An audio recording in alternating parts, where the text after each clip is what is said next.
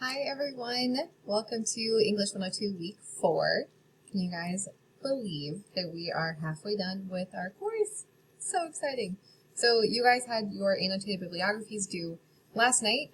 Give me a few days to get those back to you, but hopefully you're starting to get a deeper and better understanding of the sources that you're working with, and maybe hopefully a better understanding of the social issue that your group has chosen for your project.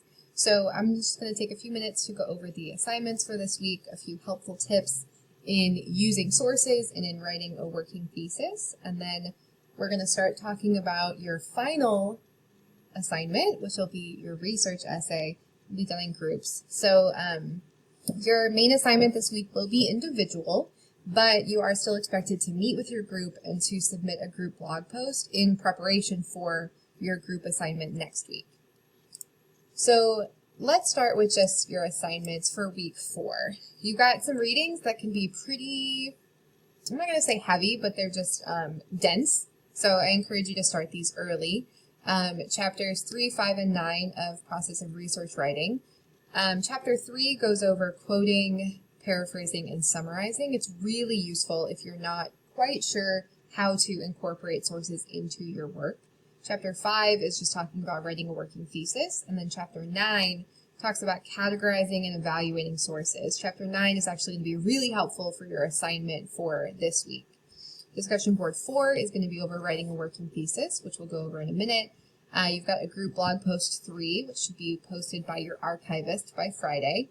And then your assignment for this week will be categorizing and evaluating evidence, which I will talk about.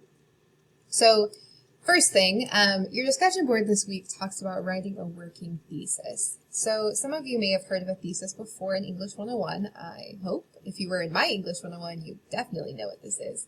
But your thesis is going to start from your research question. Then you're going to write your thesis by answering the research question that you've posed. It's going to assert your opinion on whatever part of your social issue you've chosen. It is focused and debatable.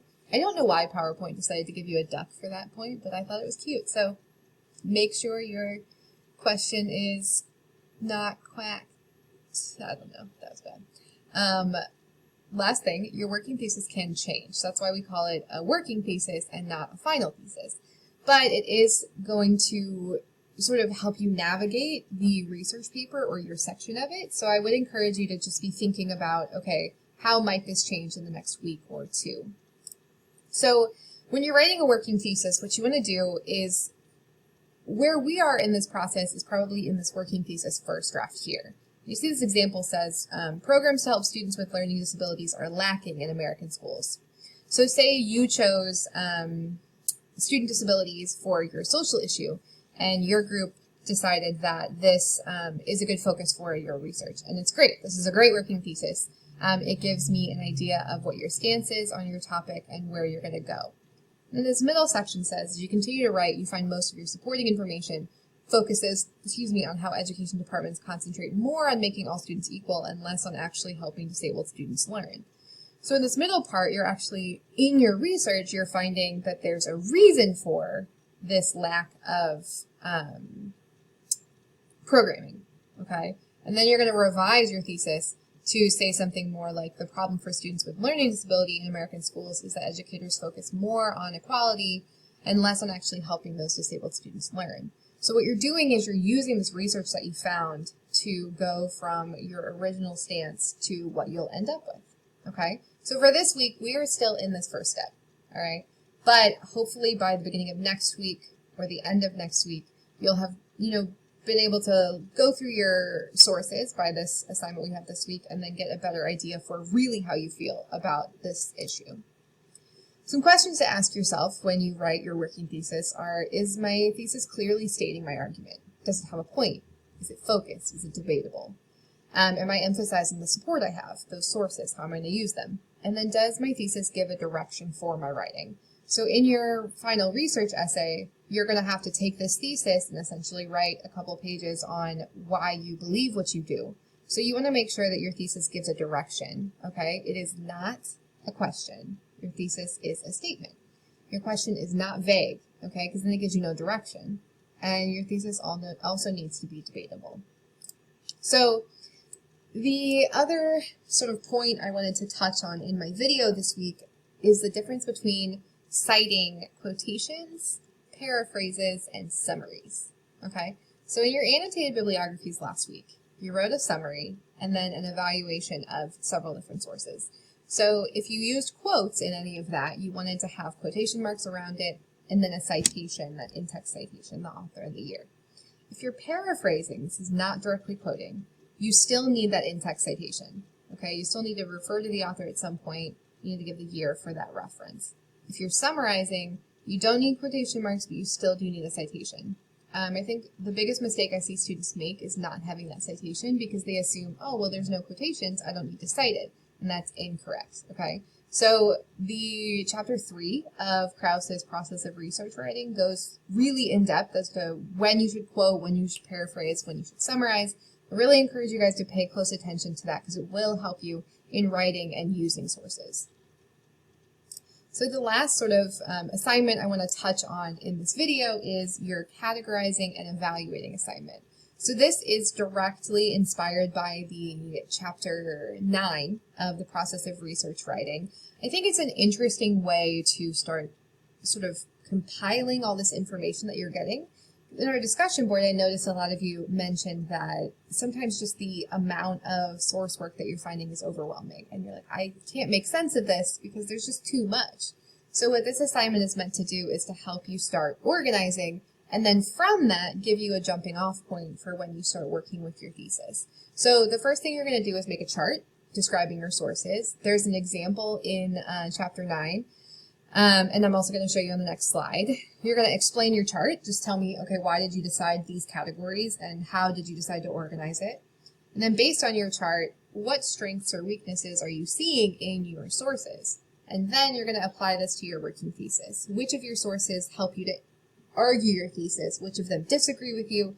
Where are some gaps, some information you might need to keep looking for? Okay, so this next slide is the chart from Krause's process of research writing. This is from chapter 9. This is an example of a categorization chart. So you'll notice that the sources are all listed in alphabetical order on this left-hand side. And then the way the student categorized them was first by type of source and then by content. So this person was talking about hacking and whether it's, I think this person was discussing whether hacking is important for like national security. So you'll notice that this student has a lot of academic and trade sources, which I think is interesting. And that what's kind of a pattern I notice here is that he has several sources say that hackers are always bad, but a great number of sources that also say they're used in fighting crime.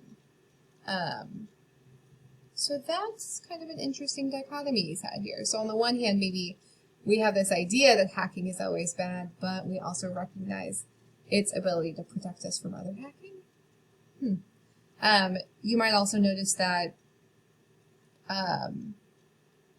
he only has one popular source, which probably isn't terrible for this assignment. But this way you can kind of see, okay, here are all these sources all together, and here's how they kind of match up to one another. So you want to look for, where do they have gaps? Where could they use more of? What can I understand about the sources that I have? Then the last thing you're going to do this week in your group, this group blog post is going to ask you to look ahead to our research essay that we're going to work on in week 5 and 6. So what I'd like you all to do, meet with your group, read the assignment sheet for the final research essay. Let me know if you have questions. Now is the time. Please don't wait till next week. Divide up your research sections. I've already divided these for you, but I'd like you to be aware of which part you're doing. And then start discussing your call of action, which will be explained in the assignment sheet. All right, so the important part about working with your group this week is getting you and your group organized before you actually start working on your part of the research paper next week. All right, so after this week, we really only have like a week and a half before that essay is due. And so it's crunch time, I guess we could say. So please, please, please do not skip meeting with your group.